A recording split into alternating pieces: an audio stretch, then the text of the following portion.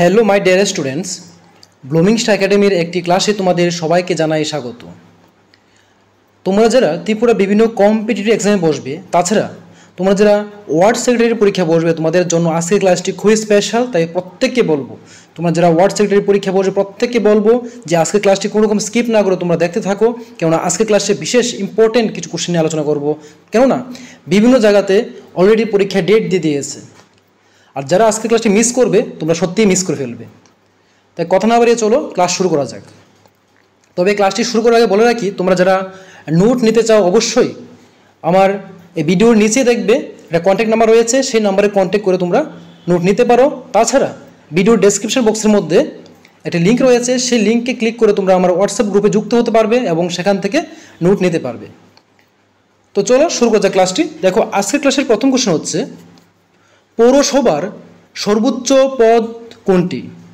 What is the highest position in the municipality? তোমরা আশা করি জানো, যারা জানো অবশ্যই আমাকে কমেন্টে জানিয়ে দাও যে পৌরসভার সর্বোচ্চ পদ কোনটি। পৌরসভার সর্বোচ্চ পদ হলো মেয়র।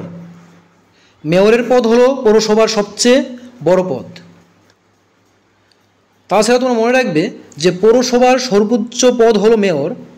তিনি জনগণের সরাসরি ভোটে নির্বাচিত পৌরসভার রাজনৈতিক এবং শাসনতান্ত্রিক প্রধান।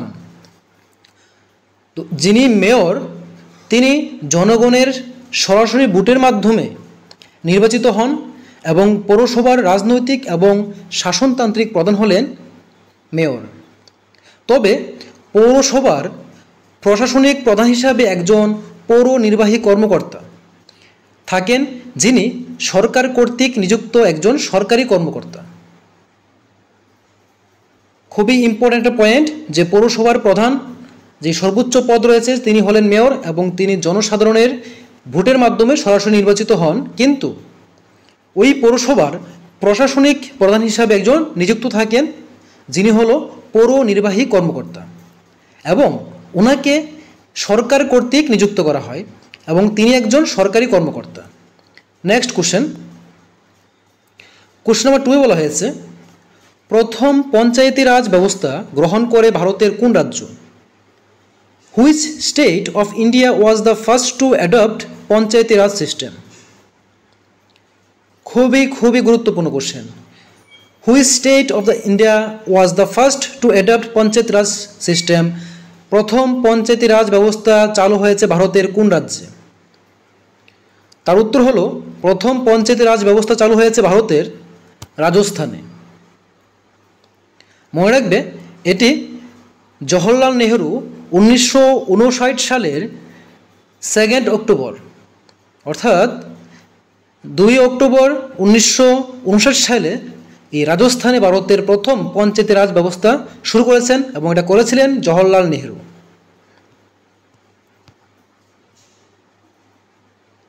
1949 সালের 2 অক্টোবর মহাত্মা গান্ধীর জন্ম বার্ষিকীতে রাজস্থানের নাগৌর জেলায়, দেখো প্রত্যেকটা পয়েন্ট কিন্তু তোমরা মনে রাখবে, কবে হয়েছিল? 1959 সালের 2 অক্টোবর। কেন করা হয়েছে এটা? মহাত্মা গান্ধীর শতবার্ষিকী, যে মহাত্মা গান্ধীজির শতবার্ষিকী উপলক্ষে রাজস্থানের কোন জেলায়?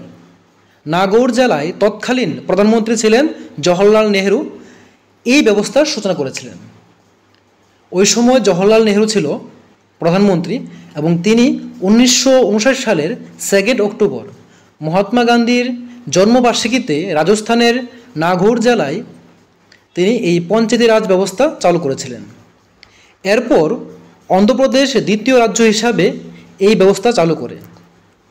প্রথম হয়েছিল রাজস্থান এবং দ্বিতীয় অবস্থানে যে রয়েছে, যে সেকেন্ড টাইম কোথায় হয়েছিল? সেকেন্ড টাইম অন্ধ্রপ্রদেশের মধ্যে এই পঞ্চায়েতি রাজ ব্যবস্থা চালু হয়েছিল। নেক্সট কোশ্চেন নাম্বার 3, এখানে বলা হয়েছে যে ভারতের কোন কোন রাজ্যে পঞ্চায়েত ব্যবস্থা নেই? Which states in India do not have panchayat system? ভারতের কোন কোন রাজ্যে পঞ্চায়েত ব্যবস্থা নেই? তোমরা যারা জানো অবশ্যই কমেন্টে আমার উত্তরটি জানিয়ে দেবে। আমি আনসার বলার আগেই তোমরা আমাকে কমেন্টে প্রত্যেকটার উত্তর জানাবে। দেখো ভারতের কোন কোন রাজ্যে পঞ্চায়েত ব্যবস্থা নেই, যার উত্তর হলো নাগাল্যান্ড, মেঘালয়, মিজোরাম। এই নাগাল্যান্ড, মেঘালয়, মিজোরাম এই তিনটি রাজ্যের মধ্যে পঞ্চায়েত ব্যবস্থা নেই। মনে রাখবে যে ভারতীয় সংবিধান, এই সংবিধানের ৭৩তম সংশোধনী আইন, যেটা ১৯৯২ অনুসারে এই পঞ্চায়েতি রাজ ব্যবস্থা সারা দেশে বাধ্যতামূলক করা হয়েছিল। তবে তার মধ্যে কিছু ব্যতিক্রম রয়েছে। যেমন সংবিধানের ২৪৩ ধারা অনুযায়ী, সংবিধানের ২৪৩ ধারা অনুযায়ী এই তিনটি রাজ্যকে তাদের অনন্য ঐতিহ্যগত এবং উপজাতীয় শাসন ব্যবস্থা বজায় রাখার কারণে এই আইনের আওতা থেকে ছাড় দেওয়া হয়েছে। দেখো খুবই ইম্পর্টেন্ট লাইন এটা।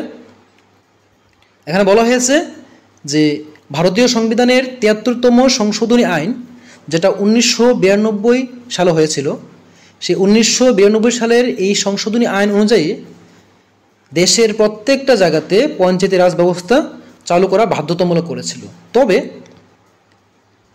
যে ২৪৩ যে ধারাটা রয়েছে, সেই ধারা অনুযায়ী এই যে তিনটি রাজ্য রয়েছে, এই তিনটি রাজ্যকে তাদের অনন্য ঐতিহ্যগত এবং উপজাতীয় শাসন ব্যবস্থার কারণে এই আইনের আওতা থেকে ছাড় দেওয়া হয়েছিল। তাই ওইখানে কোনো পঞ্চায়েতি রাজ ব্যবস্থা চালু হয়নি। নেক্সট, পরবর্তী কোশ্চেন, ওয়ার্ড কমিটির কাজ কি? What is the function of the word committee? যার উত্তর হলো এটি স্থানীয় সম্প্রদায়ের চাহিদা এবং সমস্যা নিয়ে কাজ করে এবং সমাধানের জন্য সুপারিশ করে থাকে। এই স্টেটমেন্টগুলি মনে রাখবে যে তোমাদের এমসিকিউ টাইপ আসলে যে কোনো একটা পয়েন্ট এখান থেকে তুলে দিতে পারে। তো ফার্স্ট হলো কি, এটি স্থানীয় সম্প্রদায়ের চাহিদা ও সমস্যা নিয়ে কাজ করে এবং সমাধানের জন্য সুপারিশ করে থাকে। এবং নেক্সট পড়বে যে যে ওয়ার্ড কমিটি রয়েছে, সেই ওয়ার্ড কমিটির প্রধান কাজগুলির মধ্যে আরও রয়েছে, যেমন যে স্থানীয় স্তরে পৌর পরিষেবাগুলির যথাযথ প্রয়োগ নিশ্চিত করা এবং নাগরিক এবং পৌর কর্তৃপক্ষের মধ্যে সংযোগ স্থাপন করা। এই প্রত্যেকটাই কাজ হলো যে ওয়ার্ড কমিটির মূল কাজের আওতায় রয়েছে এবং এগুলি হলো ওয়ার্ড কমিটির মূল কাজ।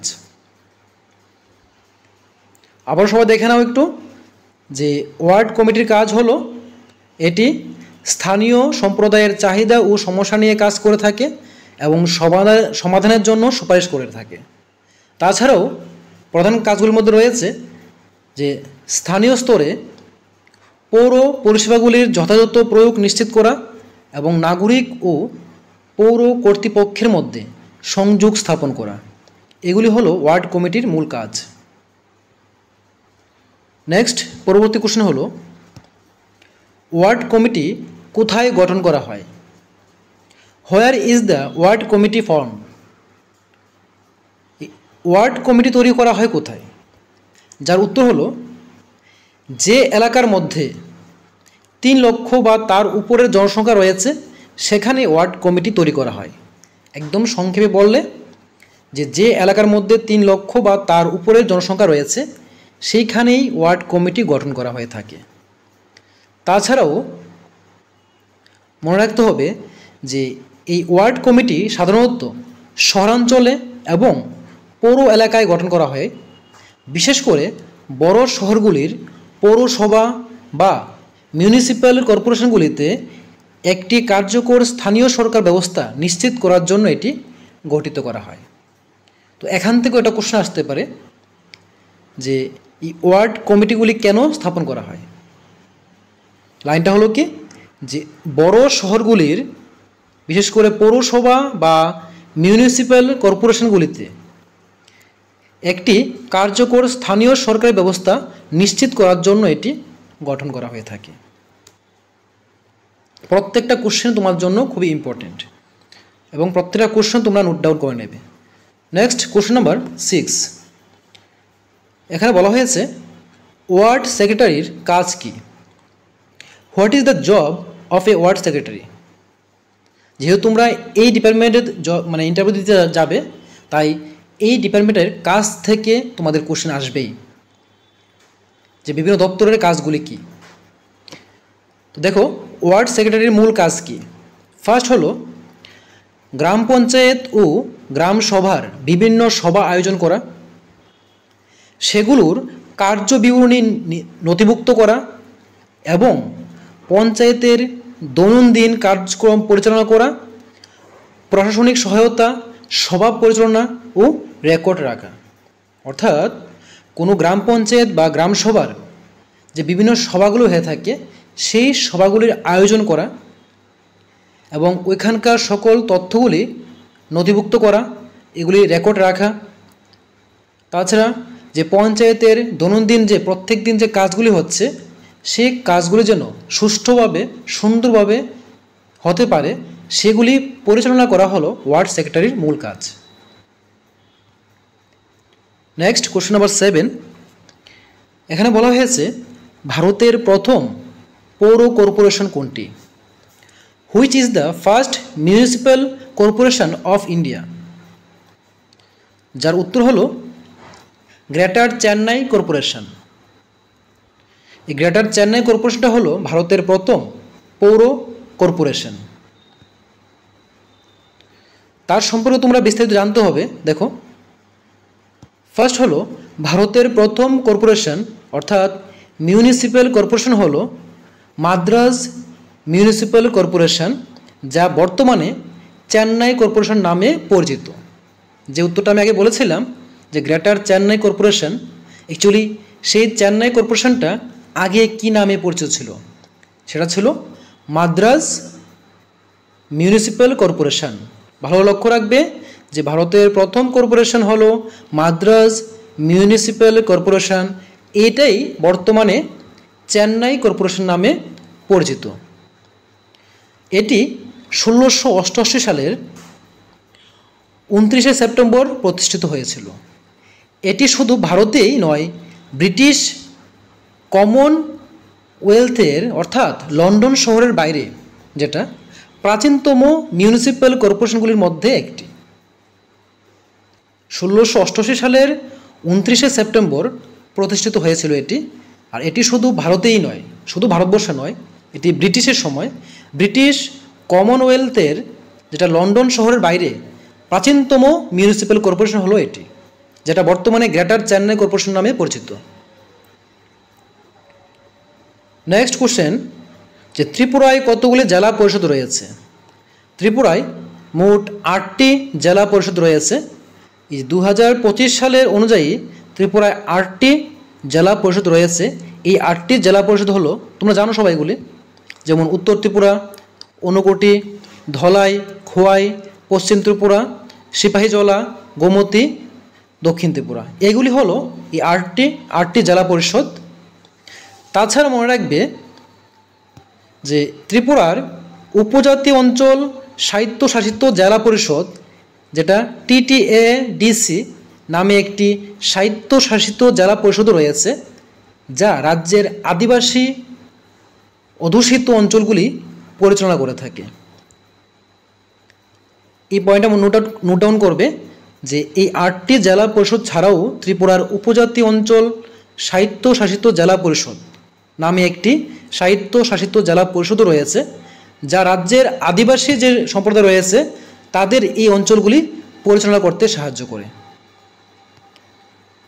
নেক্সট কোশ্চেন নাম্বার 9-এ বলা হয়েছে জেলা পরিষদ ও পঞ্চায়েত সমিতির মধ্যে পার্থক্য কী? What is the difference between Zila Parishad and panchayat সমিতি? জেলা পরিষদ এবং পঞ্চায়েত সমিতির মধ্যে মূল পার্থক্য, যেমন পঞ্চায়েত সমিতি কাজ করে ব্লক স্তরে এবং জেলা পরিষদ কাজ করে জেলা স্তরে। এ হলো প্রধান পার্থক্য। পঞ্চায়েত সমিতি কাজ করে থাকে ব্লক স্তরের কাজগুলি এবং জেলা পরিষদ কাজ করে থাকে জেলা স্তরের কাজগুলি। তাছাড়াও মনে রাখবে যে জেলা পরিষদ এবং পঞ্চায়েত সমিতি হলো ভারতের যে পঞ্চায়েতি রাজ ব্যবস্থার দুটি ভিন্ন স্তর, যাদের মধ্যে প্রধান পার্থক্য তাদের ভৌগোলিক এলাকা, কাজের পরিধি এবং কাঠামোর উপর ভিত্তি করে ডিফারেন্ট হয়ে থাকে। নেক্সট কোশ্চেন নাম্বার 10-এ বলা হয়েছে যে দক্ষিণ ত্রিপুরা জেলায় কতগুলি গ্রাম পঞ্চায়েত রয়েছে। দেখো, দক্ষিণ ত্রিপুরা জেলায় কতগুলি গ্রাম পঞ্চায়েত রয়েছে এটা নিয়ে সঠিক তথ্যটা পাওয়াটা মুশকিল, কারণ বিভিন্ন জায়গাতে বিভিন্ন রকম তথ্য পাওয়া যাচ্ছে। মনে রাখবে, একটা অ্যাভারেজ যেটা সবচেয়ে বেস্ট উত্তর পাওয়া গেছে বিভিন্ন জায়গায় রিসার্চ করে, এটা হলো 88টি। তবে মনে রাখতে হবে যে এই দক্ষিণ ত্রিপুরা জেলায় বর্তমানে 2025 সাল অনুযায়ী 113টি গ্রাম পঞ্চায়েত রয়েছে। এই গ্রাম পঞ্চায়েতগুলির জেলা মোট 60টি গ্রামীণ উন্নয়ন ব্লক জুড়ে বিস্তৃত রয়েছে। এই দক্ষিণ ত্রিপুরা জেলায় যে বর্তমানে 2025 সাল অনুযায়ী যে গণনা পাওয়া গেছে, তথ্যটা পাওয়া গেছে, সেই তথ্য অনুযায়ী 113টি গ্রাম পঞ্চায়েত রয়েছে। এই গ্রাম পঞ্চায়েতগুলি জেলার মোট 60টি গ্রামীণ উন্নয়ন ব্লক জুড়ে বিস্তৃত রয়েছে। তবে যে 88টি বলা হয়েছে, 88টি গ্রাম পঞ্চায়েত, সেটি কি দেখো। দক্ষিণ ত্রিপুরা জেলায় যে 88টি গ্রাম পঞ্চায়েত রয়েছে, এই সংখ্যাটি শুধুমাত্র TTAADC এলাকার অন্তর্গত ভিলেজ কমিটি বাদে শুধুমাত্র গ্রাম পঞ্চায়েতগুলির জন্য প্রযোজ্য। এই যে 88টি বললাম, এটা শুধুমাত্র যে TTAADC এলাকার অন্তর্ভুক্ত ভিলেজ কমিটি বাদ দিলে যেগুলো রয়েছে, শুধুমাত্র সেই গ্রাম পঞ্চায়েতগুলির জন্য এগুলি প্রযোজ্য। এবং দক্ষিণ ত্রিপুরা জেলায় মোট 8টি ব্লক রয়েছে এবং প্রতিটি ব্লকে নির্দিষ্ট সংখ্যক গ্রাম পঞ্চায়েত এবং ভিলেজ কমিটি রয়েছে। এ হলো আজকের ক্লাসের ইম্পর্টেন্ট 10টি কোশ্চেন। যদি ক্লাসটি ভালো লেগে থাকে অবশ্যই লাইক, কমেন্ট এবং শেয়ার করে দিও। আর যারা এখনও আমার চ্যানেলকে সাবস্ক্রাইব করেনি, তোমরা সাবস্ক্রাইব করে রেখো। তো আজকের জন্য ক্লাসটি এখানে শেষ করছি। দেখা হবে পরবর্তী ক্লাসে পরবর্তী টপিক নিয়ে। ততক্ষণ সবাই ভালো থেকো, সুস্থ থেকো।